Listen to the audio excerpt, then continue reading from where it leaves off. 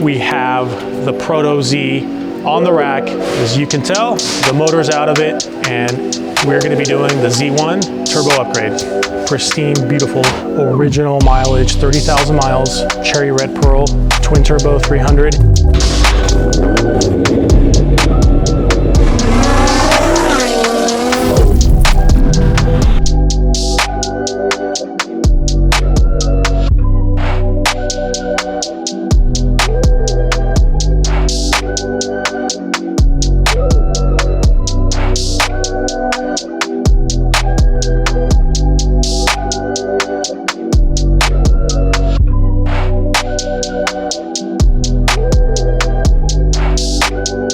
All right guys, over here, and at a lot of those stall, we have a really pristine, beautiful, original mileage, 30,000 miles, cherry red pearl, twin turbo 300. It is really immaculate. So it's into us for essentially a timing belt. Somebody had done a timing belt on it not too long ago.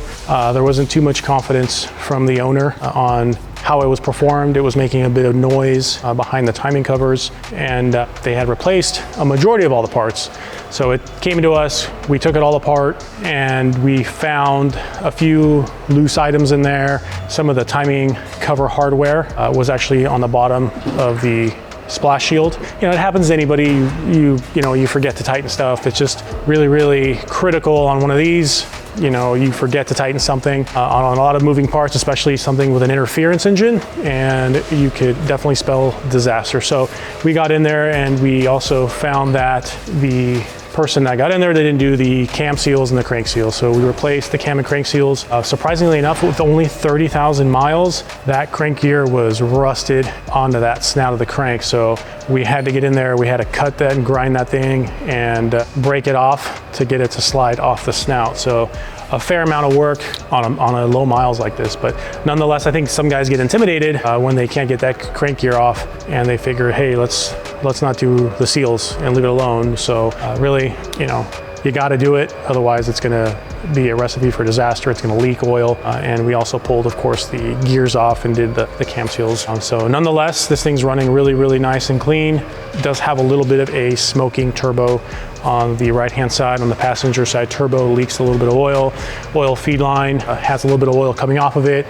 That's not going to create your smoke coming out of the exhaust, but definitely that's something that should be addressed with the leak. And you can see oil coming out from between the pre-cat and the turbine housing. So a little bit of oil going through there. And this one definitely I would recommend. If you take a look, we have, you know, the original fuel damper, we have the original fuel regulator, original fuel hoses from Nissan. This is all stuff that I would definitely recommend replacing, even though it has low miles. This stuff is all rubber components. So these are all rubber diaphragm components. Of course, the fuel lines are rubber.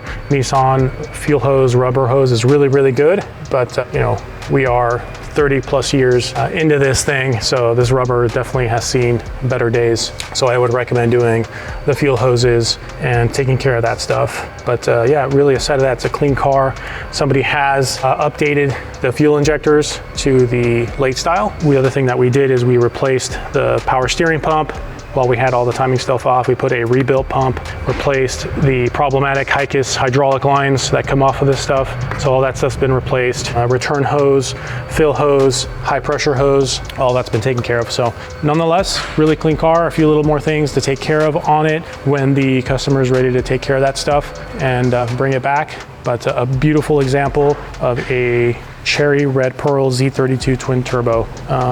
And if you'll pay attention, guys, yes, the wheels aren't on correctly. There is issues with obviously having the tires mounted a certain way. You can't just swap them, so we'll need to go to a tire shop to get the wheels to point in the correct direction. So yeah.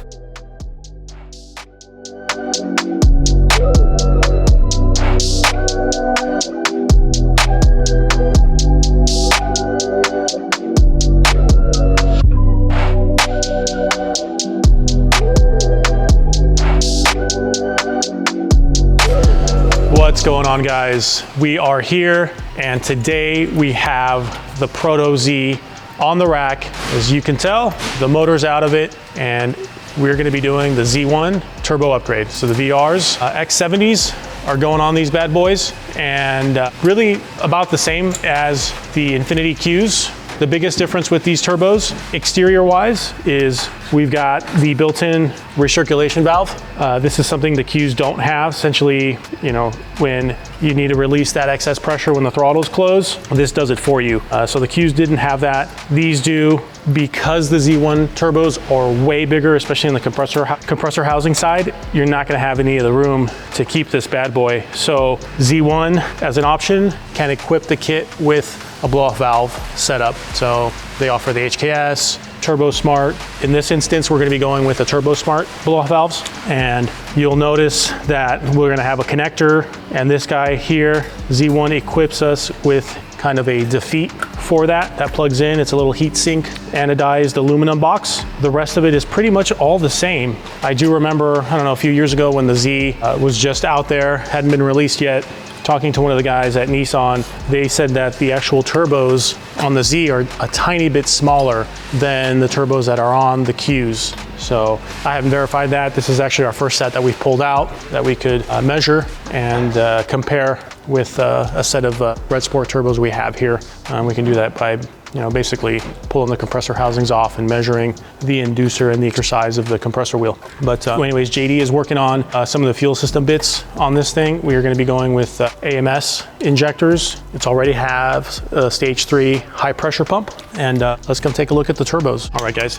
So essentially the same as the Qs. The Zs get the ball bearing as a standard option. This is definitely the way I would pick out if I had one of these cars and I was going to upgrade the turbos, is the ball bearing option. Essentially the same exact compressor wheel and turbine wheel. So you'll notice that we have our integrated bracket for our e-wastegate setup. We'll be going through all that process. We definitely have our turbo speed sensor still in there, so we'll be putting that back in. And this is the defeat device for the factory diverter valve. So this guy will secure this guy one way or another and connect it to where the factory diverter valve plugged into. And then again, this is the Turbo Smart off valve we're gonna be using. So I like these. These are really nice and small, compact. It's, you know, it's really tight up there by the intercoolers. So this will give us a little bit more space to get these bad boys in there.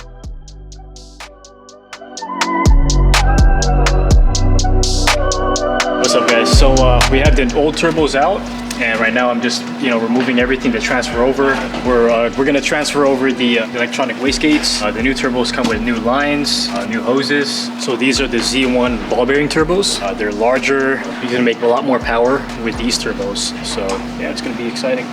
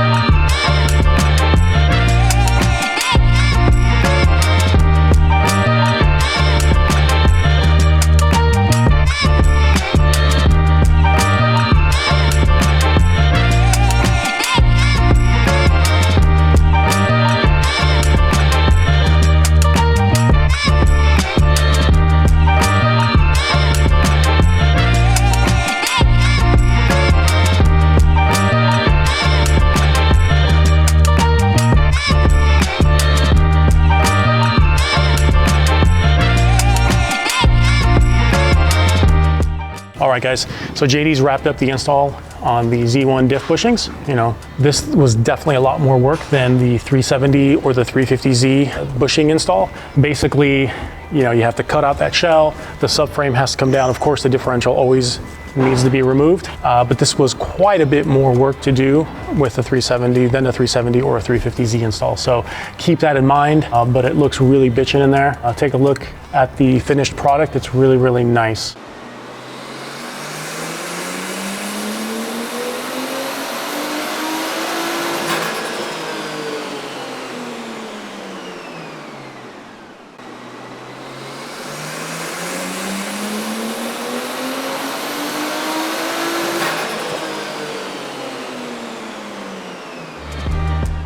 Alrighty, we've gone ahead and done basic maintenance on this R34 GT and doing a health check, compression, leak down results, really basic mods on this thing. This king came over from Australia, Blitz intake, full exhaust system on it, and we've got it on the rollers just to make sure it's doing what it needs to. Power looks solid. We're making 9 pounds, almost 10 pounds of boost, 273, not so bad. So healthy car, and just making sure it's gonna be roadworthy and enjoyable for the customer.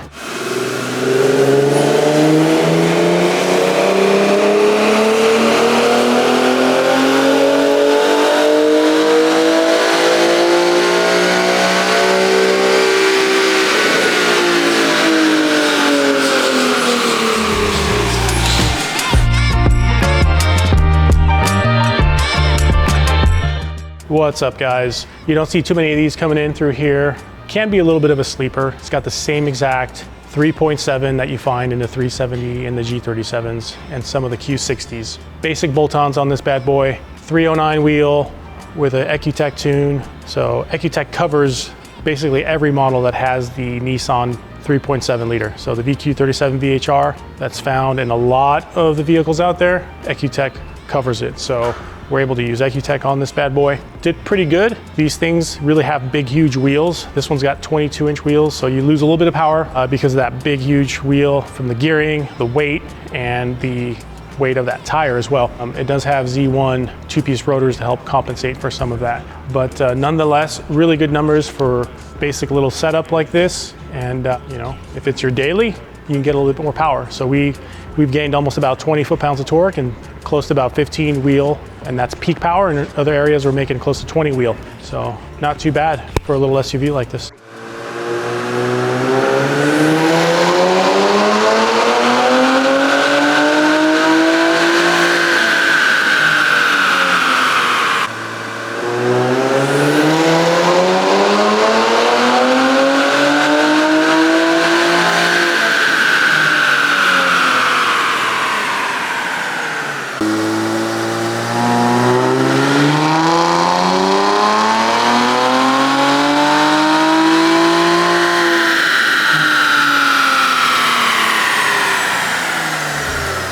All right, guys, we've just wrapped up our little Ecutech calibration on this 2017 Q60. It's got almost 100,000 miles. It has been through a set of turbos already under its previous ownership.